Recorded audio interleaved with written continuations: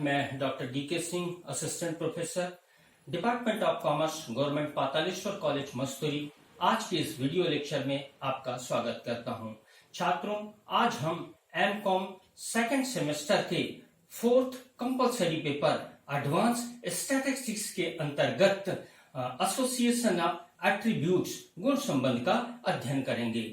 छात्रों, मानव जीवन में गुणों का बहुत महत्व है।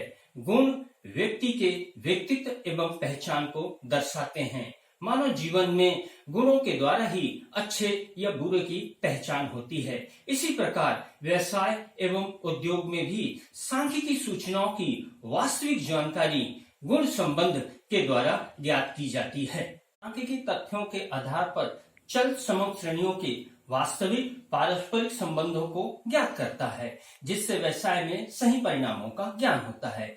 छात्रों, सामान्यतः माप के आधार पर तथ्य दो प्रकार के होते हैं। प्रथम, ऐसे तथ्य जिनका प्रत्यक्ष व संख्यात्मक मापन हो सकता है, जैसे आय, आयु, ऊंचाई आदि। दूसरा, ऐसे तथ्य जिनका प्रत्यक्ष एवं संख्यात्मक मापन नहीं किया जा सकता, जैसे सुंदरता, चरित्र, अशिक्षा, धर्म आदि। जिनका संख्यात्मक माप किया जा सकता है चल समंक वेरिएबल्स कहलाते हैं, और दो या दो से अधिक चल समंकों के सहविचरणों का विश्लेषण कोरिलेशन या सहसंबंध कहलाता है। इसके विपरीत वर्णनात्मक प्रकृति के तथ्य गुण समंक कहलाते हैं, और दो या दो से अधिक गुण समंकों के परस्पर संबंध गुण संबंध एसोसिएशन ऑफ एट्रीब्यूट्स कहलाता है। इसके पहले कि हम विभिन्न सांख्यिकी रीतियों द्वारा गुण संबंध का माप ज्ञात करना प्रारंभ करें, हमारे लिए यह आवश्यक होगा कि हम गुण संबंध से संबंधित विभिन्न सैद्धांतिक पहलुओं तथा विशिष्ट शब्दावलियों जैसे विकरण, संकेतन या notation, combination of attributes, classes, number of classes, order of classes, ultimate classes तथा अज्ञात आवृत्तियों का निर्धारण, determination of unknown class frequency ज्ञात करना आदि। तो चलिए प्रारंभ करते हैं आज का वीडियो क्लास। हमने देखा ऐसे तथ्य या समंक जिनका प्रत्यक्ष व संख्यात्मक मापन नहीं किया जा सकता गुणात्मक समंक कहलाते हैं। ऐसे गुणात्मक समंकों का वर्गीकरण क्वालिटेटिव क्लासिफिकेशन दो प्रकार का होता है। एक क्लासिफिकेशन बाय डाइकोटमी और दूसरा है मैनीफोल्ड क्लासिफिकेशन। जब एक ही गुण का अध्ययन किया जाए तो उससे तैयार होने वाले वर्गीकरण को द्वंद्व भाजन या दो भागों में विभाजन या सरल वर्गीकरण करते हैं। इस वर्गीकरण में एक गुण को उसकी उपस्थिति या अनुपस्थिति के आधार पर दो भागों में बांटा जाता है, जैसे जेंडर या लिंग के आधार पर कुल जनसंख्या को पुरुष या महिला में, या साक्षरता के आधार पर साक्षर और निरक्षर में वर्गीकृत करना। Manifold classification. जब एक से अधिक गुणों का अध्ययन एक साथ किया जाए तो उससे तैयार होने वाला वर्गीकरण को हम बहुगुणी वर्गीकरण कहते हैं। उदाहरण के लिए, यदि कुल जनसंख्या को साक्षरता, निरक्षरता, रोजगार प्राप्त साक्षर, बेरोजगार साक्षर, रोजगार प्राप्त निरक्षर, बेरोजगार निरक्षर आदि गुणों के आधार पर वर्गीकृत किया जाए तो इसे बहुगुणी वर्गीकरण कहते हैं। नोटेशन या संकेतन। गुण संबंध में गणना कार्य को सरल व संक्षिप्त बनाने हेतु कुछ संकेताक्षरों का प्रयोग किया जाता है, जिनकी जानकारी बेहद आवश्यक है, जैसे एन। एन टोटल फ्रीक्वेंसी या टोटल नंबर ऑफ आइटम को प्रदर्शित करती है। इसी प्रकार गुणों की उपस्थिति के लिए हम ए, बी, सी अंग्रेजी के कैपिटल लेटर का प्रयोग करते हैं, और गुणों की अनुपस्थिति के लिए स्मॉल लेटर ए, बी, सी या ग्रीक वर्णमाला के अल्फा, बीटा या गामा का प्रयोग करते हैं। छात्रों, हम यहाँ पर गुणों की उपस्थिति के लिए कैपिटल लेटर ए, बी, सी का प्रयोग करेंगे, और गुणों की अनुपस्थिति के लिए स्मॉल लेटर ए, बी, सी का प्रयोग करेंगे। लेकिन अपनी सुविधा के लिए हम ये स्मॉल लेटर ए, बी, सी को अल्फा, बीटा, गामा कहेंगे। यहाँ छात्रों ने ध्यान देने वाली बात यह है कि आपके पाठ्यक्रम में स्पष्ट रूप से association of attributes only 2 attributes लिखा हुआ है, अतः हम केवल 2 गुणों का ही अध्ययन करेंगे, ए, बी, अल्फा और बीटा। जब एक ही समग्र में 2 या 2 से अधिक गुणों का अध्ययन साथ साथ किया जाता है तो 2 या 2 से अधिक गुणों के संयोग भी प्राप्त होते हैं, जिन्हें हम गुण संयोग कहते हैं। जैसे लिटरेसी को ए और एम्प्लॉयमेंट को बी तथा इन दोनों की अनुपस्थिति को क्रमशः अल्फा और बीटा द्वारा व्यक्त किया जाए तो कुल 4 संयोग प्राप्त होते हैं। Let A denote literacy, alpha illiteracy, B employment and beta unemployment. तो 4 संयोग प्राप्त होते हैं, A B, A beta, alpha B, alpha beta. A B literacy and employment, साक्षरता और रोजगार। A beta literacy and unemployment, साक्षरता और बेरोजगारी। अल्फा बी इलिटरेसी और एम्प्लॉयमेंट, और अल्फा बीटा इलिटरेसी और अनएम्प्लॉयमेंट। यहाँ दोनों गुणों की जो है उपस्थिति, यहाँ पहले गुण की उपस्थिति और दूसरों की अनुपस्थिति, यहाँ पहले गुण की अनुपस्थिति और दूसरे गुण की उपस्थिति, और यहाँ पर दोनों गुणों की अनुपस्थिति। क्लास फ्रीक्वेंसी, वर्ग आवृत्ति। प्रत्येक वर्ग में जितनी संख्याएं शामिल होती है वह उस वर्ग की आवृत्ति कहलाती है। गुण या गुण संयोगों को कोष्टक के भीतर रखकर उसके सामने उस वर्ग की आवृत्ति को प्रदर्शित किया जाता है। जैसे a = 100, b = 80, ab = 40। इसका अर्थ है a गुण की कुल आवृत्ति 100, b की कुल आवृत्ति 80 और ए बी दोनों गुण रखने वालों की संख्या है 40।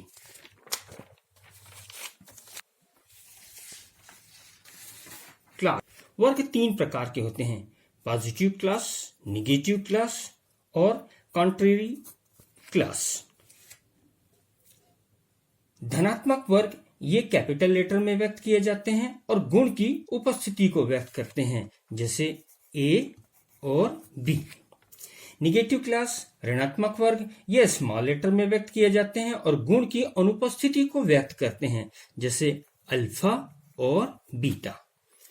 विपरीत वर्ग ये कैपिटल और स्मॉल दोनों के संयोग से बनाए जाते हैं और एक गुण की उपस्थिति और दूसरे गुण की अनुपस्थिति को व्यक्त करते हैं, जैसे ए, बीटा, अल्फा, बी। यहां पर ध्यान रखने वाली बात है कि ए बी और अल्फा बीटा ये हम इसको रखेंगे पॉजिटिव क्लास में और अल्फा बीटा को रखेंगे निगेटिव क्लास में। ऑर्डर ऑफ क्लासेस, वर्गों के क्रम। वर्ग और उसकी आवृत्तियों को प्रस्तुत करने के 2 क्रम हैं। एक है क्लास ऑफ फर्स्ट ऑर्डर और दूसरा है class of second order. First order, प्रथम वर्ग के क्रम में एक ही गुणों का उल्लेख होता है, जैसे ए, अल्फा, बी और बीटा। जबकि क्लास ऑफ सेकंड ऑर्डर में ऐसे वर्ग जो 2 गुणों से मिलकर बनते हैं को रखा जाता है, जैसे A B, alpha B, alpha beta, alpha B और ए बीटा। अल्टीमेट क्लासेस, अंतस्थ वर्ग। सर्वोच्च क्रम के वर्ग को अंतस्थ वर्ग या अल्टीमेट क्लासेस कहते हैं। इसे ज्ञात करने का सूत्र है number of ultimate classes equal to 2 power n। n का यहां पर अर्थ है नंबर ऑफ एट्रीब्यूट्स। यदि 2 गुणों के आधार पर वर्गीकरण किया जाए तो अंतस्थ वर्ग होंगे 2 × 2 = 4। ये होंगे ए, अल्फा, बी और बीटा। इसी प्रकार से नंबर ऑफ क्लासेस, वर्गों की संख्या। वर्गों की संख्या ज्ञात करने का यहां पर देखिए फार्मूला है total number of classes equal to 3 power n। यहां पर n का अर्थ है नंबर ऑफ एट्रीब्यूट्स, गुणों की संख्या। यदि 2 गुणों के आधार पर वर्गीकरण किया गया है तो 3 × 3 = 9। तो कुल 9 वर्ग बनेंगे। ये क्रमशः होंगे A, alpha, B, beta, A B, alpha B, A beta और अल्फा बीटा। यहां पर n को भी शामिल कर लिया जाता है, तो n को शामिल करने से कुल वर्गों की संख्या हो जाती है 9। ये जो n है इसको हम क्लास ऑफ जीरो ऑर्डर भी कहते हैं। अब देखते हैं determination of unknown class frequency, अज्ञात आवृत्तियों को ज्ञात करना। छात्रों, चूंकि वर्गों की आवृत्तियां एक दूसरे से स्वतंत्र नहीं होती बल्कि अंतर संबंधित होती है, अतः यदि किसी समग्र की कुछ आवृत्तियां ज्ञात हो तो शेष वर्ग आवृत्तियों को निर्धारित या ज्ञात किया जा सकता है एक गुण के आधार पर। n equal to A plus alpha, यानी ए और अल्फा का जो टोटल है वो n कहलाता है। तो यदि n में से हम अल्फा माइनस कर दें तो a ज्ञात हो जाएगा और n में से a माइनस करेंगे तो अल्फा आ जाएगा। और देखिए दो गुणों के आधार पर देखिए n इक्वल टू, हमने देखा था कि a plus alpha equal to n होता है, तो b plus beta equal to भी n होता है। तो b plus beta equal to n, तो n में से यदि बीटा माइनस कर दें तो b ज्ञात हो जाएगा और n में से यदि हम जो है b माइनस करें तो बीटा ज्ञात हो जाएगा। इसी प्रकार से a इक्वल टू होता है ab प्लस ए बीटा, तो यदि हम a में से a बीटा माइनस करें तो ab आ जाएगा और a में से ab माइनस करें तो a बीटा आ जाएगा। ऐसे ही अल्फा टोटल होता है alpha b plus alpha beta, तो यदि अल्फा में से अल्फा बीटा को माइनस कर दें तो अल्फा बी आ जाएगा और इसी प्रकार से अल्फा में से यदि अल्फा बी को माइनस करें तो अल्फा बीटा आ जाएगा। और n इक्वल टू होता है A B plus A beta plus alpha B plus alpha beta, इन चारों का योग भी n कहलाता है। इन सारे सूत्रों को याद करने की अपेक्षाकृत यदि हम केवल 9 स्क्वायर टेबल बना दें तो इन सूत्र को याद करने की आवश्यकता नहीं होती। ये 9 स्क्वायर टेबल से सारे जो मिसिंग जो फ्रीक्वेंसी है वो बड़ी आसानी से ज्ञात हो जाते हैं। जैसे हम यहाँ पर देखें कि 9 स्क्वायर से कुल 9 स्क्वायर बने हुए हैं। यहाँ रखें a और ये रखा हुआ है अल्फा, b और बीटा। अब देखिए A beta equal to n, alpha beta equal to alpha. अब इधर देख लें क्षैतिज में A B alpha B equal to B, A beta और alpha beta equal to beta, B plus beta equal to N. यानी वर्टिकल देखें तो A B plus A beta equal to A, alpha beta equal to alpha, B plus beta equal to N. Horizontal देखें तो A B plus alpha B equal to B, A beta plus alpha beta equal to beta, A plus alpha equal to N. इसी को हम एक छोटे से रेखा चित्र के भी स्पष्ट कर सकते हैं। एन ए और क्या है alpha, A plus alpha equal to N होता है। अब यहाँ का ए का देखें ए बी और क्या है ये ए बीटा, और अल्फा का है अल्फा बी और अल्फा बीटा। प्रैक्टिकल प्रॉब्लम द्वारा अज्ञात आवृत्तियों को ज्ञात करना सीखेंगे। First question, find the frequency of the ultimate class if n 300, a 100, b 120 and A B 40। अंतस्थ वर्ग की आवृत्तियां ज्ञात करनी हैं यदि दिया है n बराबर 300, a बराबर 100, b बराबर 120 और ए बी बराबर 40। तो सबसे पहले देखिए क्या क्या दिया है। n equal to 300, a equal to 100, b equal to 120 और A B equal to 40। 9 square table बना के बड़ी आसानी से हम अज्ञात आवृत्तियों को ज्ञात कर सकते हैं। ये हो गया ए, अल्फा, बी और बीटा। यहां लिखते हैं हम ए बी, ये हो गया ए बीटा ए, ये हो गया alpha B, alpha beta alpha, B beta और एन। तो देखिए क्या दिया है, ए बी 40, ए है 100, बी है 120 और एन है 300। तो मिसिंग बड़े आसानी से हम निकाल सकते हैं। देखिए ए बी है 40 और ए है 100, ये हो जाएगा ए बीटा 60। यहां देखिए बी है 120 और एन है 300, तो N minus B equal to हो जाएगा बीटा, तो ये आ जाएगा 180। अब देखिए ए बी है 40 और बी है 120, तो 120 में से माइनस कर दे हम 40, तो ये हो जाएगा 80। ऐसे ही ये भी निकाल सकते हैं कि बीटा है 180 और ए बीटा है 60, तो ये हो जाएगा 120। और ए अल्फा बी है 80 और अल्फा बीटा है 120, तो इनका टोटल हो जाएगा 200। अब चेक कर लेते हैं, 120 180, ये 300 और 100 और 200 कर। अब देखिए अज्ञात आवृत्तियां बड़ी आसानी से, ए बी था तो हम कैसे निकालें, ए बी दिया हुआ है तो ये हमने निकाला क्या है, ए बीटा। तो ए बीटा इक्वल टू हम बोल सकते हैं ए माइनस ए बी। ए है 100 और ए बी है 40, तो ये हो गया आपका 60। ऐसे ही हम यहां निकाले हैं अल्फा बी, तो ये रखे हमने alpha minus alpha beta. Alpha है 200 और अल्फा बीटा है आपका 120, तो ये हो गया 80। ऐसे ही हमने निकाला है क्या, अल्फा बीटा। तो अल्फा बीटा क्या किया हम, alpha minus alpha B,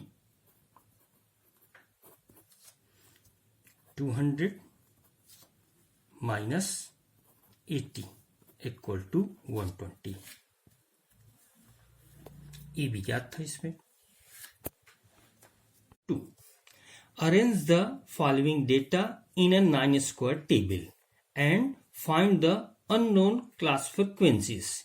Intelligent fathers with intelligent sons 248. Dull fathers with intelligent sons 92. Intelligent father with dull sons 81. Dull father with dull sons 579. बुद्धिमान पिता और बुद्धिमान पुत्र हैं 248। मध्य बुद्धि पिता और बुद्धिमान पुत्र की संख्या है 92। बुद्धिमान पिता और मंद बुद्धि पुत्र ये हैं आपके 81। मंद बुद्धि पिता और मंद बुद्धि पुत्र हैं 579। तो अज्ञात आवृत्तियां हम देख रहे हैं यहाँ पर ए, अल्फा, बी और बीटा। तो 9 स्क्वायर टेबल की सहायता से हम इन चारों को बड़ी आसानी से ज्ञात कर सकते हैं। हमने मान लिया, late A denote intelligent fathers, alpha dull fathers, intelligent sons B और डल सन्स क्या है, बीटा। यदि इन संकेताक्षरों से हम व्यक्त करें तो क्या क्या चीज हमें प्राप्त होती है। देखिए जो है कि बुद्धिमान पिता और बुद्धिमान पुत्र, तो हमने देखे बुद्धिमान पिता को माना हुआ है ए और बुद्धिमान पुत्र को माना हुआ है बी, तो ए भी ज्ञात हो जा रहा है आपको। A B equal to 248। फिर देखिए आपका मंद बुद्धि पिता और बुद्धिमान पुत्र, तो मंद बुद्धि पिता को हमने क्या माना हुआ है, अल्फा, और बुद्धिमान पुत्र क्या है आपका बी, तो ये क्या हो गया अल्फा बी। तो अल्फा बी इक्वल टू हो गया 92। फिर देखिए बुद्धिमान पिता और मंद बुद्धि पुत्र, तो बुद्धिमान पिता को हमने माना हुआ है ए और मंद बुद्धि पुत्र वो है क्या है बीटा, तो A beta. A beta equal to हो गया 81 और मंद बुद्धि पिता और मंद बुद्धि पुत्र। तो हमने मंद बुद्धि पिता को माना हुआ है क्या है अल्फा और मंद बुद्धि पुत्र को क्या माना हुआ है बीटा। तो अल्फा बीटा इक्वल टू 579। अब इसको देखिए हम 9 स्क्वायर टेबल तैयार करते हैं। तो ये जो आवृत्तियां हमको ज्ञात है पहले इसमें रख लेते हैं इसको। ये हो गया आपका ए अल्फा बी और beta, A B A beta A, alpha B alpha beta alpha, B beta और ये एन। तो ये क्या है ए बी है 248, अल्फा बी 92, ए बीटा 81 और अल्फा बीटा 579। तो 248 और 81 इसको हम प्लस करें तो ये हो जाएंगे 329 और फिर 92 और 579 ये प्लस करेंगे तो ये हो जाएगा 671। अब इधर देख लें 248 प्लस 92 ये हो जाएंगे 340 और 81 प्लस 579 ये इक्वल टू हो जाएगा 660। 340 प्लस 660 इक्वल टू ये हो जाएगा आपका 1000। A plus alpha equal to N, A है 329 अल्फा 671, तो इन दोनों का भी योग होगा 1000। देखिए चार जो अज्ञात आवृत्तियां हैं वो क्या है आपके ए अल्फा बी और बीटा, यानी हमको बताना है इंटेलिजेंट फादर्स की संख्या कितनी है, डल फादर्स की संख्या कितनी है, इंटेलिजेंट सन्स की संख्या कितनी है और डल सन्स की संख्या कितनी है। तो अब हम इसको इस प्रकार से सूत्रों की सहायता से भी स्पष्ट कर सकते हैं कि A equal to A B plus A beta. तो ए बी है हमारा 248 और ए बीटा है 81, तो इन दोनों का टोटल होता है 329, यानी ए की संख्या है 329। ए यानी क्या है आपके बुद्धिमान पिताओं की संख्या है 329। अब हम देखते हैं अल्फा हमने माना हुआ है मद बुद्धि पिता, तो मद बुद्धि पिता की संख्या निकालेंगे तो alpha equal to alpha B plus alpha beta. तो अल्फा बी है 92 और अल्फा बीटा है 579 और इनका टोटल होता है 671, यानी मंद बुद्धि पिताओं की संख्या होगी 671। अब हम देखते हैं बी इंटेलिजेंट सन्स की संख्या, बुद्धिमान पुत्रों की संख्या। तो बी इक्वल टू होता है आपका A B plus alpha B. तो ए बी है हमारा 248 और अल्फा बी है 92, इनका टोटल होता है 340, यानी बुद्धिमान पुत्रों की संख्या है 340। इक्वल टू होगा ए beta plus alpha beta. A beta है हमारे पास 60 और अल्फा बीटा है 120, ये होंगे 180, यानी बीटा यानी मंद बुद्धि पुत्रों की संख्या होगी 180। छात्रों आज के इस वीडियो लेक्चर में बस इतना ही। धन्यवाद।